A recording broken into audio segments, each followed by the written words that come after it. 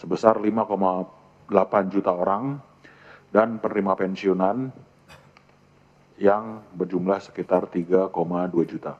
Itu yang menjadi fokus kami saat ini sesuai dengan tagline dan antara melayani dengan sepenuh hati, dan itu sejalan dengan DNA PT Taspen. Satu, DNA pertama itu adalah pelayanan, yang kedua itu adalah investment. Grup bisnis PT Taspen ada Taspen Life, asuransi, Taspen Property, kemudian kita juga memiliki penyertaan di Bank Mandiri Taspen sebesar 48%, sehingga kalau di Bank Mandiri Taspen ini dikonsol. Kalau di Taspen, karena kita 48%, maka perlakuannya itu adalah equity method. Mungkin kita bisa next slide. Di sini adalah jajaran BOC dan BOD Taspen. Saya sendiri Roni, sebelah kanan saya Direktur Keuangan Pak Mamber, kemudian Direktur Operasional Pak Pitra, kemudian Direktur RIS dan Kepatuhan Bu Yanti, sebelahnya lagi Bu Ovita, Direktur SDM TI, kemudian Pak Ibnu, Direktur Perencanaan dan Aktuaria, kemudian Direktur Investasi, di ujung kanan Pak Rifki. Mungkin kita bisa next slide. Nah, ini program PT Taspen yang tidak berubah dari terakhir kita RDP, cuman kita refresh dulu. Jadi untuk manfaat THT, iuran peserta itu adalah 3,25% dari gapok plus tunjangan keluarga. Itu dengan masa perlindungan aktif dan pensiun. Jadi semasa mereka bekerja sampai dengan pensiun. Kemudian untuk akumulasi iuran pensiun, iurannya itu adalah 4,75% dari gaji pokok plus tunjangan keluarga. Itu yang pure ditanggung oleh peserta, atau dalam hal ini adalah ASN. Kemudian dua program berikutnya adalah manfaat jaminan kecelakaan kerja. Itu dibayar oleh pemberi kerja, dalam hari ini oleh instansi tempat para ASN itu bekerja, sebesar 0,24% dari gaji pokok, dan manfaat jaminan kematian sebesar 0,72% dari gaji pokok. Selamat pagi, Pak. Mungkin kita bisa ke slide berikutnya. Nah, ini yang menjadi highlight dari DNA pertama kita, yaitu adalah pelayanan. Jadi untuk pelayanan, percepatan layanan proses klaim kita adalah paling lama H+1 hari kerja. Tapi dengan catatan seluruh berkas sudah memenuhi syarat, gitu ya. Dan di bulan Mei 2026 target kami adalah 95%. Pencapaiannya itu adalah 99,97%. Artinya kalau seluruh berkas sudah terdokumentasi dengan baik, sudah diserahkan kepada kantor-kantor Taspen yang memproses, maka H+1 klaimnya itu bisa diterima. Gitu. Terus kenapa bisa cepat seperti itu? Karena adanya integrasi percepatan klaim yang melibatkan berbagai macam instansi. Yaitu yang pertama adalah BKN, Kemenq, Setnek, Dukcapil, dan juga bantuan 46 mitra bayar kami yang melakukan verifikasi dan pengecekan nomor rekening pada saat klaim diajukan. Dan di Taspen sendiri kita juga memiliki aplikasi Taspen One Hour Online Service atau disingkat dengan TOS, di mana di sepanjang tahun 2025 para peserta yang menggunakan aplikasi ini atau klaim online itu adalah sebanyak 560.000 orang. Dan itu meningkat lagi dari bulan Januari sampai dengan Mei 2026 year to date, sekitar 260.000 klaim online selama 5 bulan terakhir. Next slide. Dan ini adalah screenshot mungkin ya dari optimalisasi mobile app andal by Taspen. Jadi ini banyak membantu untuk autentifikasi melalui teknologi liveness. Jadi autentikasi bulanan kini lebih mudah, cukup dengan hanya selfie wajah saja, gitu. Dan ini juga pencapaiannya cukup lumayan, dari target 98,5%, pencapaiannya adalah 99,12%. Dan integrasi layanan di Taspen, terutama dibantu oleh mobile app kami, yaitu Andal by Taspen, ini sangat-sangat membantu untuk para pensiunan yang akan mengurus klaimnya. Next. Dan kinerja operasional dari PT Taspen, saya bedakan yang paling kiri, tengah, sama kanan. Yang krusial itu adalah yang di kiri dan di tengah.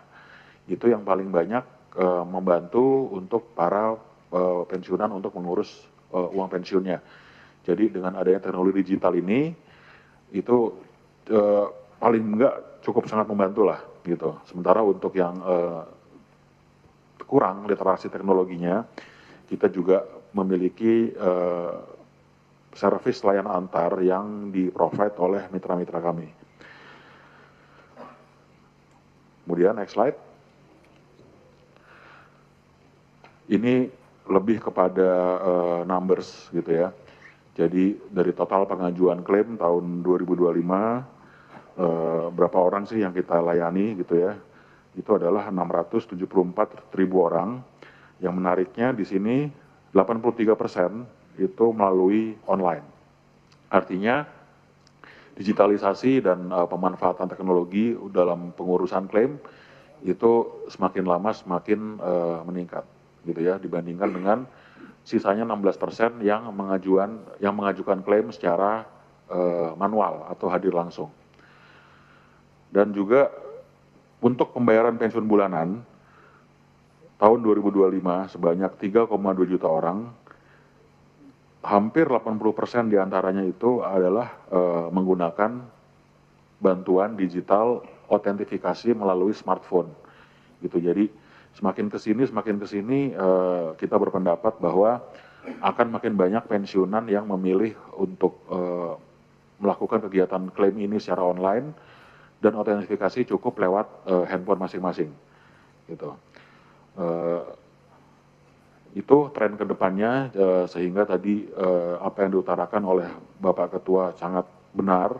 Ke depan memang untuk pelayanan Taspen kita akan lebih banyak fokus di digital dan teknologi, Pak. Itu dari sisi yang digital dan teknologi untuk pelayanan, dan ini terbukti juga di slide nomor 9. Oke. Jadi ada setiap tahun kita direview mengenai Customer Satisfaction Index. Ini dilakukan oleh pihak ketiga. Dari tahun ke tahun memang skor dari CSI kita itu terus meningkat, gitu ya. Cuman makin susah nih mempertahankan. Kalau misalnya awalnya low base naik ke atas, itu akan lebih challenging kalau misalnya kita mempertahankan atau meningkatkan, karena angkanya sudah cukup tinggi, yaitu 98,7.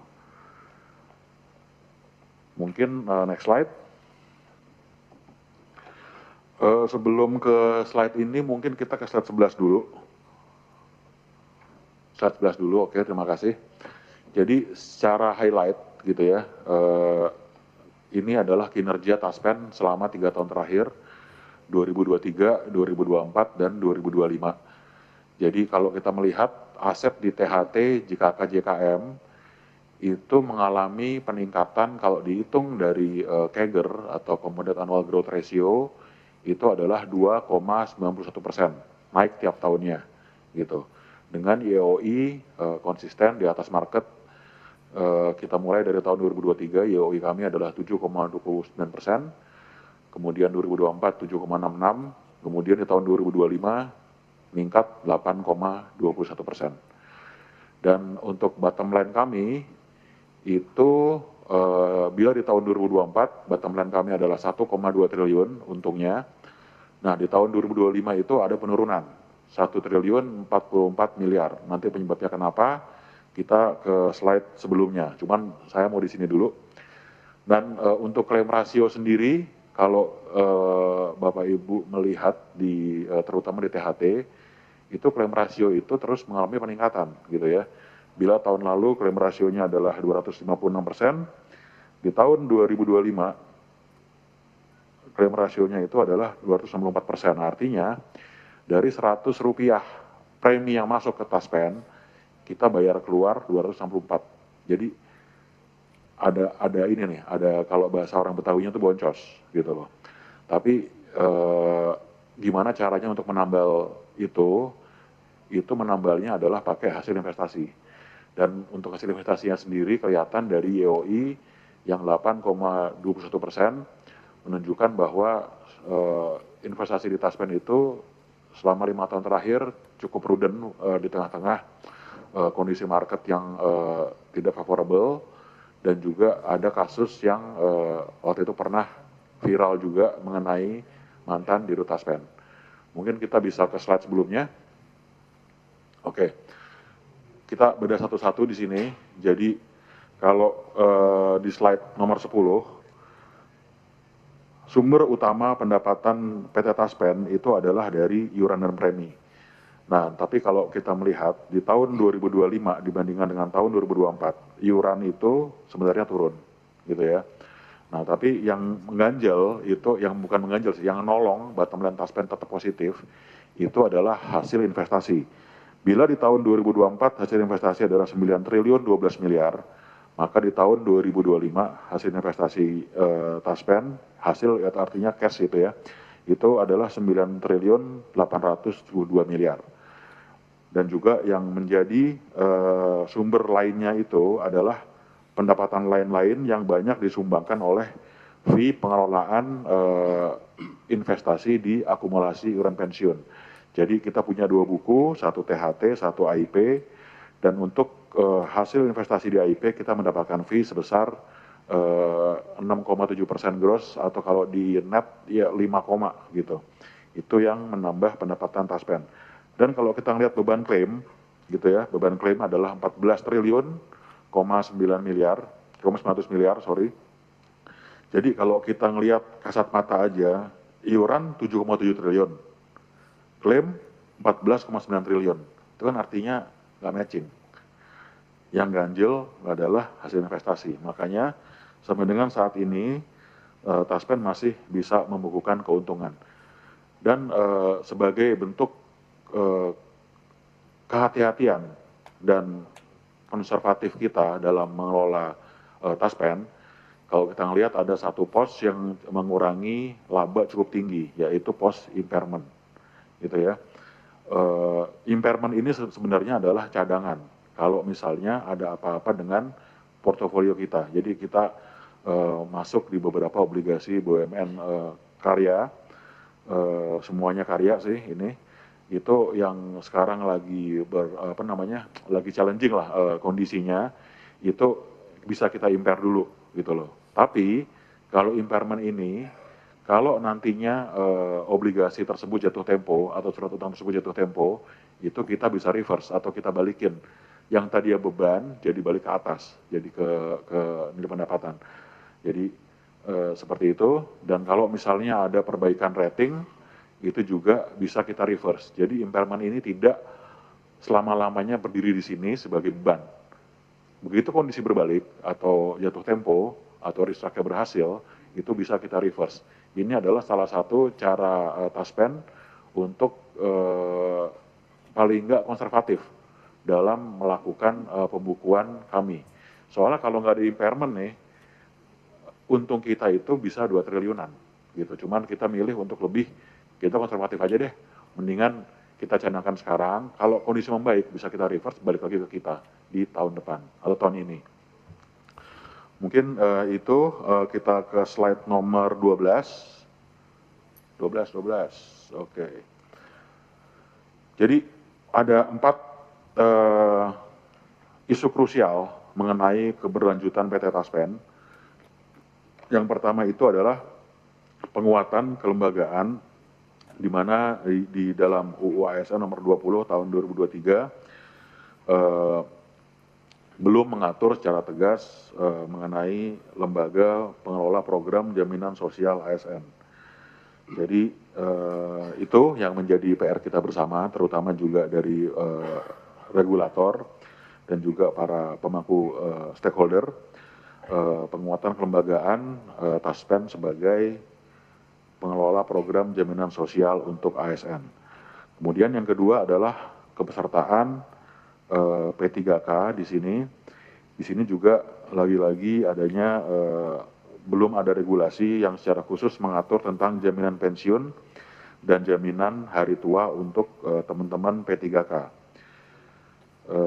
Ini juga yang masih menjadi isu, terutama dalam keberlangsungan PT Taspen ke depannya. Dan isu yang paling utama lagi ini adalah pembayaran UPSL.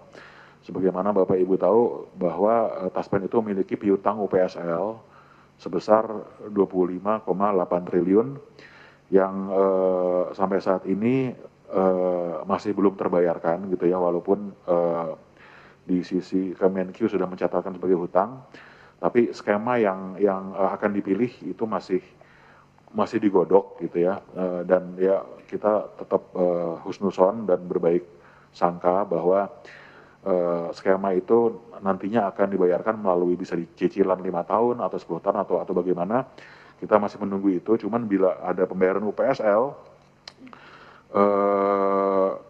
itu akan sangat membantu sustainability Taspen di masa yang akan datang di tengah-tengah rasio klaim yang cukup tinggi. Dan isu utama lagi adalah reformasi program gitu ya. Jadi kalau kita ngelihat di Taspen ini klaim rasio konsisten di atas 250% dan 10 tahun ke depan diperkirakan akan terus naik, maka dibutuhkan reformasi program yang menyeluruh gitu ya. Ini tidak hanya di sisi Taspen tapi juga di sisi pemilik program gitu. Jadi ada UPSL sama ada reformasi program yang harus dilakukan. Jadi pendeknya ke depan mungkin harus ada iuran pemerintah juga sebagai pemberi kerja. Next. Jadi ini untuk rekap sebenarnya untuk dukungan yang perlu dibutuhkan di sini, terutama dari Bapak Ibu di Komisi 6 adalah yang pertama penguatan kelembagaan. Yang kami butuhkan adalah penegasan Taspen sebagai pengelola jaminan sosial ASN. Kemudian penetapan regulasi turunan UU nomor 20 tahun 2023 tentang ASN. Dan yang kedua adalah kepesertaan tenaga P3K, yaitu adanya penerbitan regulasi turunan terkait jaminan pensiun dan jaminan hari tua P3K, penetapan skema iuran dan mekanisme pendanaan, termasuk di dalamnya adalah mekanisme pembayaran iuran dan manfaat. Dan yang terus berulang sepanjang kita RDP dalam 3 tahun terakhir adalah pembayaran UPSL. Dan juga yang terakhir yang paling krusial adalah reformasi program THT, JKK, dan JKM untuk menjamin sustainability dari program jangka panjang Taspen. Yang sudah tadi dijelaskan oleh Direktur Operasional, gitu. Jadi kurang lebih dari sisi peserta aktif dan pensiun kita ada beberapa kelompok gitu ya. Jadi ada PNS pusat, daerah otonom, dan sampai dengan pegawai pemerintah dengan perjanjian kerja atau disingkat dengan P3K. Lalu secara manfaat dibagi juga berdasarkan program. Jadi ada program THT atau tabungan hari tua, lalu ada program pensiun dengan JKK dan JKM. Nah, untuk manfaat itu sendiri, THT di sini dibayarkan pada saat peserta itu mengalami kejadian pensiun, meninggal, dan tua. Nah, hak-hak apa saja yang didapatkan pada saat peserta tersebut mengikuti program THT. Nah, di sini selain mungkin peserta gitu ya mendapatkan manfaat, lalu ada istri atau suami peserta yang mengalami kejadian meninggal dunia. Lalu ada juga di sini kalau misalnya mengalami kejadian untuk anak gitu ya, anak peserta di sini kita batasi maksimal 3 kejadian atau 3 peristiwa gitu ya. Nah, untuk program pensiun, manfaat yang didapatkan oleh para peserta kami mungkin yang sudah familiar gitu ya. Artinya adalah terkait dengan pensiun bulanan yang didapatkan didapatkan oleh para peserta dan didapatkan melalui mitra-mitra yang sudah bekerja sama dengan Taspen. Lalu ada juga terkait dengan manfaat uang duka wafat, ya, uang duka wafat. Lalu ada pensiun terusan, lalu ada pensiun duda atau yatim. Ini dibagi tergantung dari penerima pensiun, gitu ya. Lalu kemarin, gitu ya, Bapak Ibu semua yang sudah masa purnabakti juga mendapatkan pensiun 13 dan pensiun THR. Nah, program JKK dan JKM ini menjadi bagian sosialisasi kami kepada para peserta, karena memang secara informasi masih banyak juga para peserta kita yang belum mengetahui, gitu ya, manfaat dari JKK JKM, gitu ya. Nah, di sini JKK itu sendiri adalah diberikan ketika peserta mengalami kejadian kecelakaan kerja, gitu ya, atau tewas akibat dari kecelakaan kerja yang secara manfaat itu didapatkan adalah perawatan sampai dengan sembuh, gitu ya. Jadi pada saat peserta mengalami kecelakaan kerja, maka manfaat yang akan didapatkan adalah perawatan sampai dengan sembuh, gitu ya. Lalu ada juga santunan kalau misalnya peserta tersebut mengalami kejadian tewas, ya, akibat kecelakaan kerja. Lalu di sini ada juga manfaat yang bisa didapatkan adalah berupa tunjangan cacat akibat kecelakaan kerja. Nah, program yang lain dari PT Taspen adalah JKM, gitu ya. Di sini dibayarkan pada saat peserta tersebut mengalami kejadian meninggal dunia, gitu ya. Apa saja yang didapatkan pada saat peserta tersebut mengalami kejadian meninggal dunia? Di sini peserta mendapatkan santunan, itu santunan sekaligus, ada uang duka wafat, biaya pengobatan dan bantuan. Seperti yang tadi dijelaskan di awal, bahwa secara iuran dari peserta itu sendiri, di sini akan dipotong 3,25 dikali dengan gaji pokok plus dengan tunjangan keluarga, gitu ya. Dan untuk program pensiun, potongan preminya adalah 4,75 dikali gaji pokok plus dengan tunjangan keluarga. Nah, ini potongannya diberlakukan untuk peserta. Sedangkan untuk JKK dan JKM, secara iuran akan dibebankan kepada pemberi kerja. Untuk JKK itu dibebankan 0,24 dikali dengan gaji pokok dan 0,75 dikali gaji pokok untuk yang JKM. Oke. Nah, secara masa perlindungan peserta, di sini kita bagi menjadi beberapa siklus, gitu ya. Para peserta itu menjadi peserta Taspen atau sudah menjadi manfaat yang bisa diberikan oleh Taspen itu pada saat peserta sejak terdaftar menjadi CPNS, gitu ya. Lalu peserta itu berkeluarga, maka istri dan suami juga akan mendapatkan perlindungan atau asuransi dari Taspen, gitu ya. Lalu ini juga akan diberikan selain untuk istri atau suami, dan diberikan juga asuransi kepada maksimal 2 orang anak. Nah, secara perlindungan itu akan tercover juga pada saat peserta sudah memasuki masa pensiun. Baik itu masa pensiun sendiri, lalu akan turun ke janda atau dudanya, sampai dengan yatimnya, gitu ya. Sampai dengan yatim akan terlindungi masa peserta. Dan secara masa perlindungan itu sendiri akan di cover dari semenjak peserta itu CPNS sampai dengan peserta mengalami kejadian meninggal dunia, gitu ya. Seperti itu. Oke, next.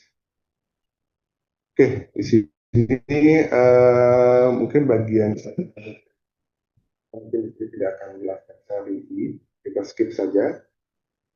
Nah, untuk program THT ini gambaran secara umum Bapak Ibu semua bahwa kurang lebih, gitu ya, manfaat terendah yang didapatkan oleh para peserta kita pada saat mengajukan program THT, pada saat peserta itu mengalami BUP, batas usia pensiun, ya, kurang lebih manfaat terendah yang didapatkan itu di angka 3 juta, gitu ya. Nah, untuk manfaat tertinggi yang sudah dilakukan proses studi kami, kurang lebih ada di angka 86 juta sampai dengan 99 juta. Jadi Bapak Ibu semua kalau misalnya ingin tahu secara estimasi itu seberapa yang didapatkan, bisa mungkin mengakses di aplikasi POS kami. Di sana juga ada salah satu fitur atau menu untuk bisa mendapatkan gambaran estimasi THT yang didapatkan pada saat nanti memasuki batas usia pensiun. Ya. Nah, secara asuransi itu sendiri, kalau misalnya peserta mengalami kejadian meninggal, gitu, di sini akan mendapatkan nilai 8 juta, ya.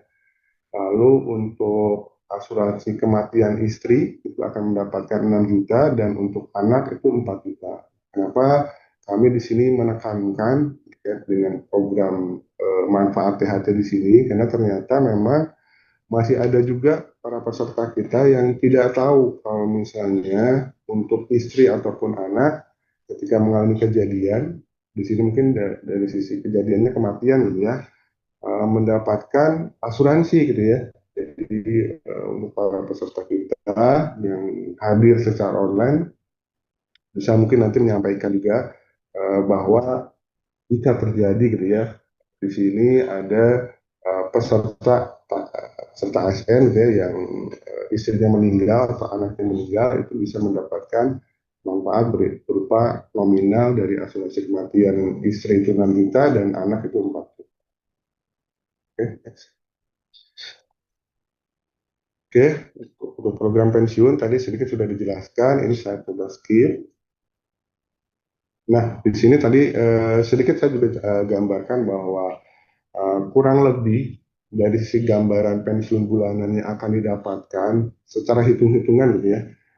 Ada juga beberapa peserta kita yang menanyakan, Pak, kira-kira ketika nanti saya pensiun, saya mendapatkan berapa ya secara uang pensiun bulanannya? Nah, memang di sini secara akurasinya tentu melihat dari dokumen SK pensiun nanti ya, tapi ini juga bisa dilakukan estimasi. Nah, estimasinya seperti yang tadi dijelaskan, kurang lebih di 2,5% dari gaji pokok terakhir dikali tahun masa kerja. Nah, itu kurang lebih nanti akan menjadi gambaran Bapak Ibu semua pada saat menerima pensiun bulanan nanti. Gitu ya. Nah, di sini kami sampaikan juga ada maksimalnya ya, maksimal 75% dan minimal 40% dari gaji pokok yang diterima juga. Nah, untuk pejabat negara di sini secara hitung-hitungan estimasi di sini 1% dikali gaji pokok plus dikali juga masa kerja ya.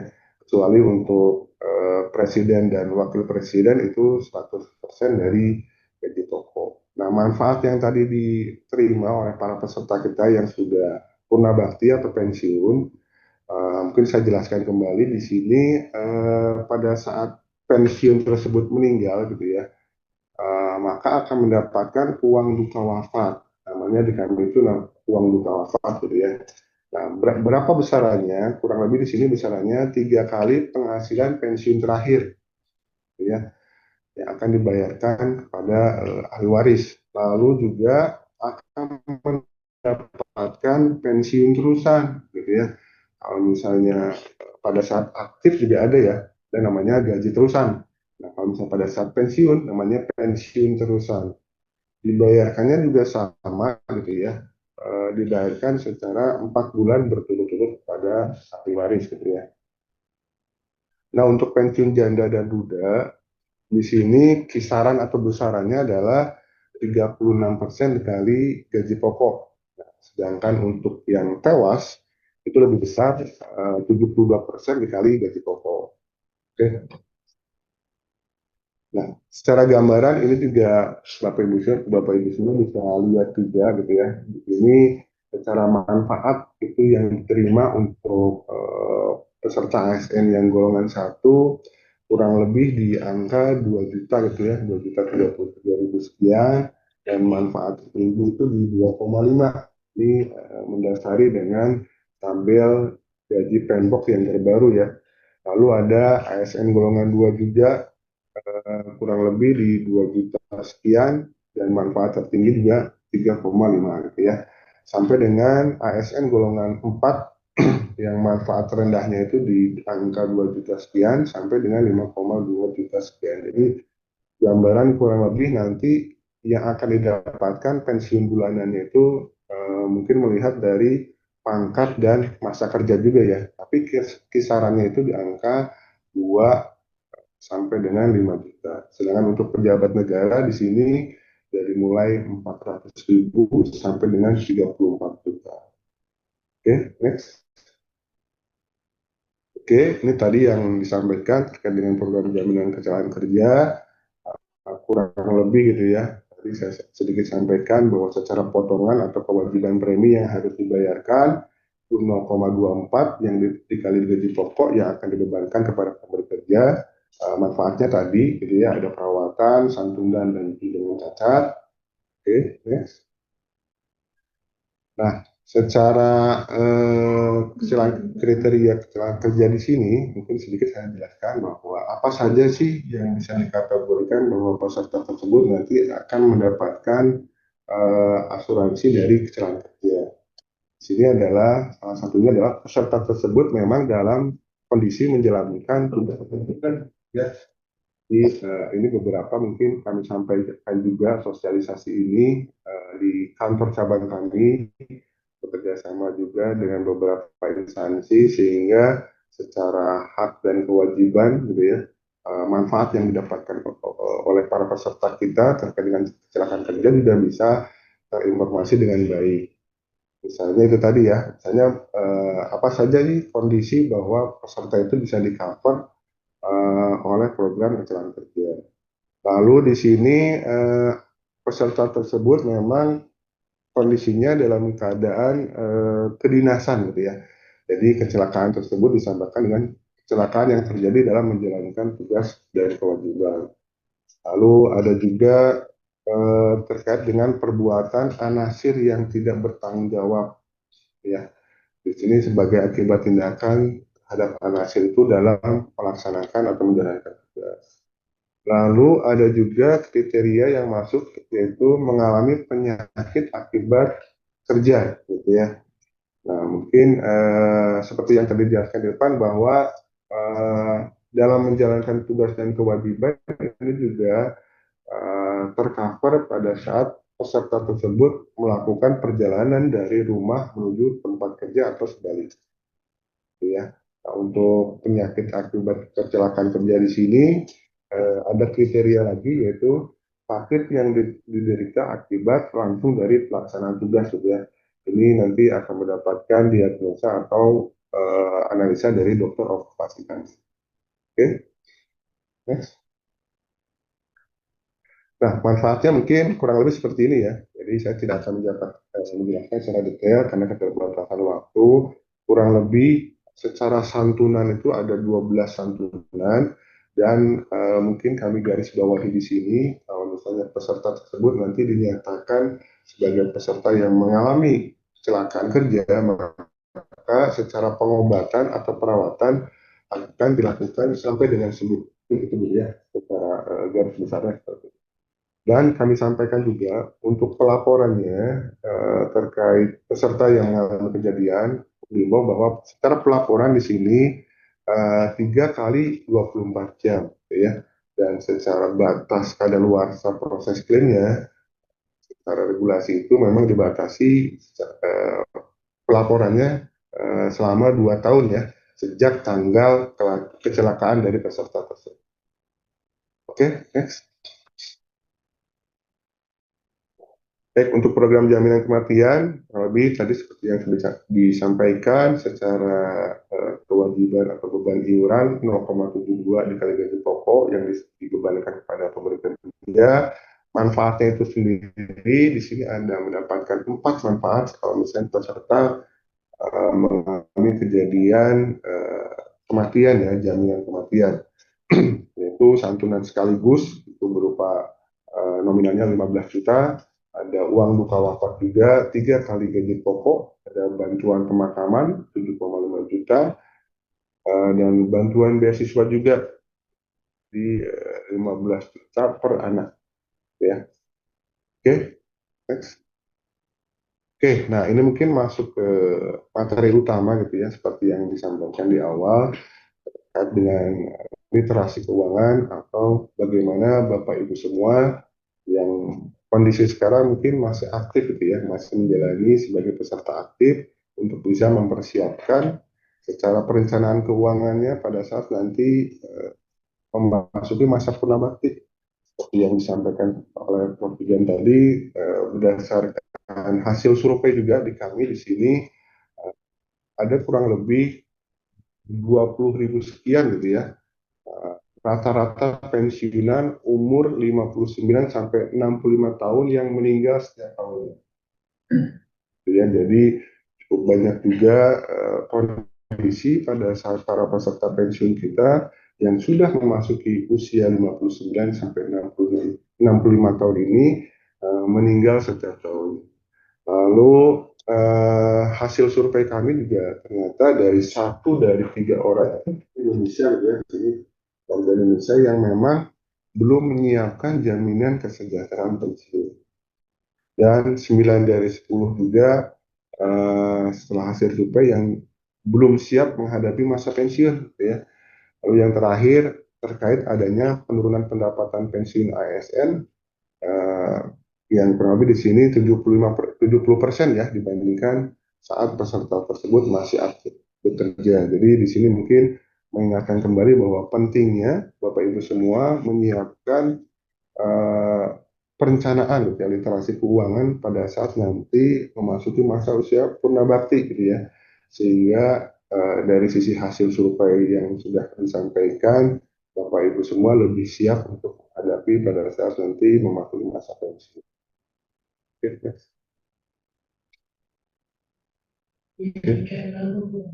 Baik, di sini kami menyampaikan bahwa apa saja kira-kira yang akan Anda miliki gitu ya, para peserta kita miliki dari sisi penghasilan ataupun aset ya. Di sini kita membagi menjadi beberapa kategori gitu ya.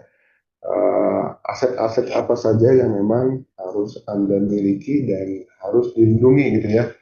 Yang pertama, aset berupa gaji atau penghasilan memang didapatkan biasanya pada saat para peserta ASN masih aktif gitu ya.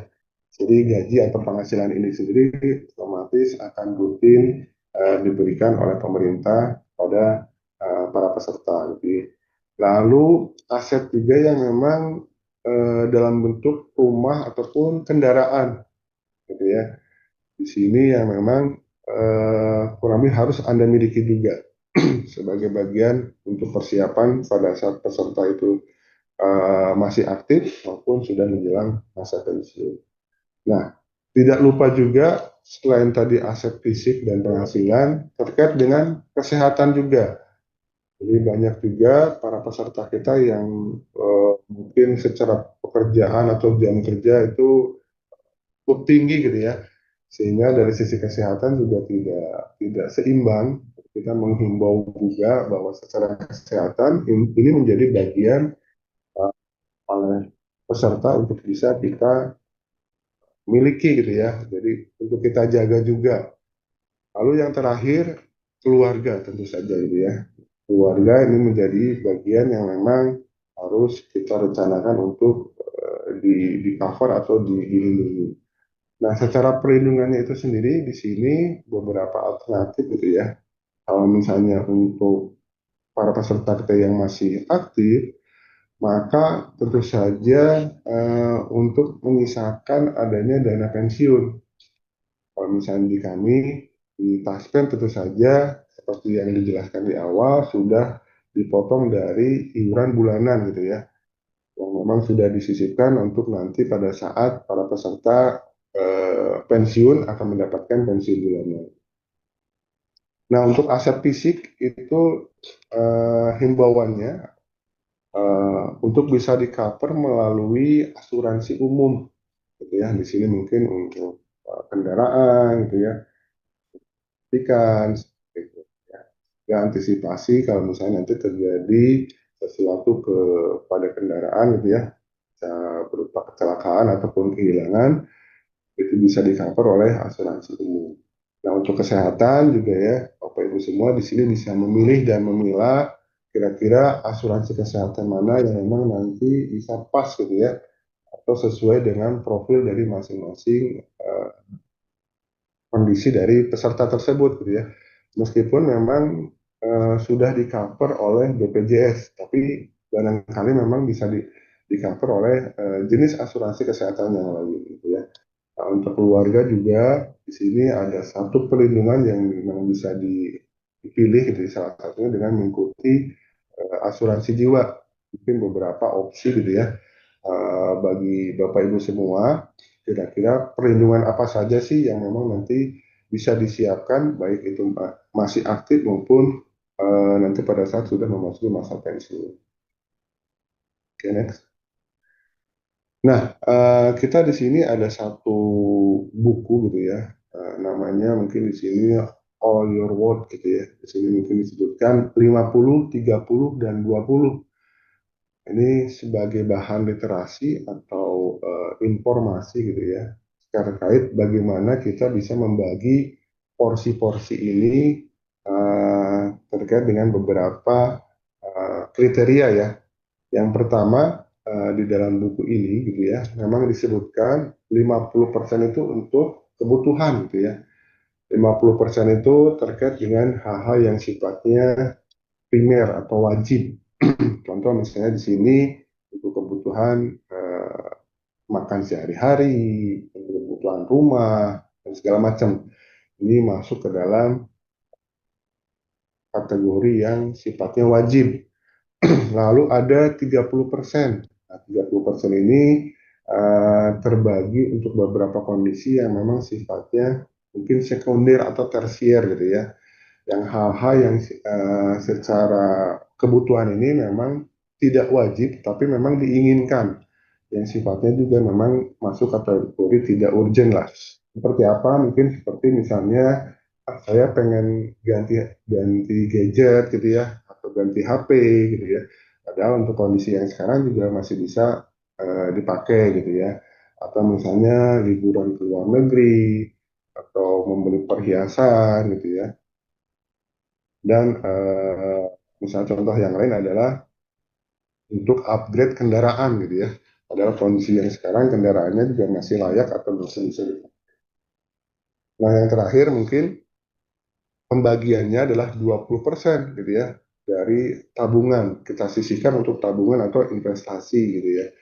Nah, di sini sebagaimana disampaikan bahwa sebelum memulai menabung dan berinvestasi, maka setidaknya harus menyiapkan dana darurat terlebih dahulu gitu ya, yang bisa dikumpulkan melalui porsi 20% ini. Jadi diharapkan dari gaji yang memang Bapak Ibu semua per bulan yang didapatkan itu bisa dibagi menjadi 50, 30, 20 rule ini gitu ya.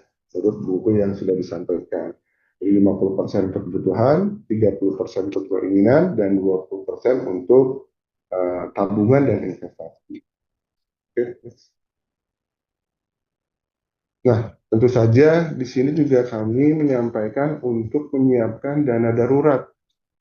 Nah, dana daruratnya seperti apa? Yaitu dana cadangan yang memang dikhususkan untuk biaya hidup pada saat memang ada kondisi atau kejadian yang di luar kendali gitu ya. Mungkin di sini yang sifatnya tidak terduga, gitu ya. Apakah mungkin sakit, gitu ya, mendadak, atau ada bencana alam dan segala macam yang memang harus kita persiapkan untuk dana darurat ini. Nah, kurang lebih secara pembagiannya di sini melalui fidelity investment gitu ya, disebutkan 3 sampai 6 bulan biaya hidup gitu ya. Jadi Fidelity Investment ini menyampaikan satu informasi gitu ya, bahwa atau menyarankan di sini untuk bisa menyediakan kurang lebih 3 sampai 6 bulan biaya darurat atau dana darurat terkait dengan kondisi-kondisi yang tadi disampaikan gitu ya. Uh, itu juga dengan mempertimbangkan dengan beberapa kondisi ya, misalnya terkait dengan pembayaran sewa, tagihan, kebutuhan pokok sehari-hari gitu ya, sampai dengan pembayaran hutang gitu ya. Jadi dana darurat ini sebisa mungkin gitu ya disisihkan atau disiapkan bila nanti terjadi atau beberapa kondisi yang sifatnya tidak terduga gitu ya, apa disebut juga dengan dana darurat. Oke, mungkin bisa next. Nah, bagaimana dana pensiun tadi bisa tetap didapatkan meskipun sudah memasuki masa purna bakti. Seperti yang tadi disampaikan, mungkin nanti Bapak Ibu semua juga ada sesi sendiri gitu ya. Dari kami sudah bekerja sama dengan Fast Time Life gitu ya, untuk bisa meningkatkan dari sisi nominal yang didapatkan. Karena memang seperti yang tadi di awal disampaikan, tabungan hari tua itu mungkin maksimal tadi kurang lebih di angka 80 atau 90 juta. Seperti yang tadi disampaikan sama Prof. Zidan, bagaimana caranya kita bisa mendapatkan tabungan hari tua itu mencapai angka ratusan bahkan 1 miliar gitu ya. Tentu saja ada biaya-biaya top up yang harus disiapkan gitu ya, seperti itu. Nah, di sini pertanyaannya adalah apakah memang pensiun bulanan yang diterima itu eh, cukup gitu ya. Nah, pada saat peserta juga sudah memasuki masa usia purna bakti ya, sedangkan secara rata-rata inflasi di Indonesia gitu ya, di sini mendasari hasil survei kita di 2,73% gitu ya, inflasi itu terjadi secara keseluruhan gitu ya.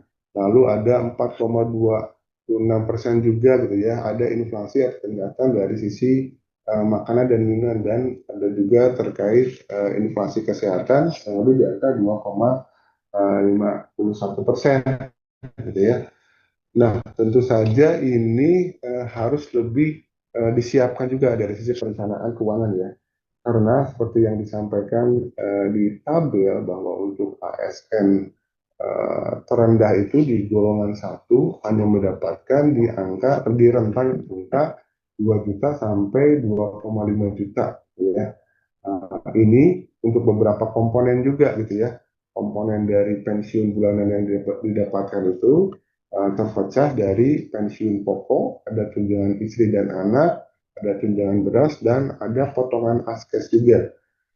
Ya, jadi dengan angka simulasi yang kami sampaikan, mungkin dari Bapak Ibu semua harus bisa lebih matang merencanakan. Oh, kira-kira nanti kalau saya pensiun di angka bulanan yang nanti didapatkan, kurang lebih di angka 2 sampai 5 juta, cukup nggak untuk bisa memenuhi kebutuhan sehari-hari? Ya. Kalau misalnya dikira memang nanti tidak cukup, maka dari sekarang sudah bisa lebih mempersiapkan apakah nanti ada top up atau mungkin mengikuti asuransi penunjang yang lainnya gitu ya.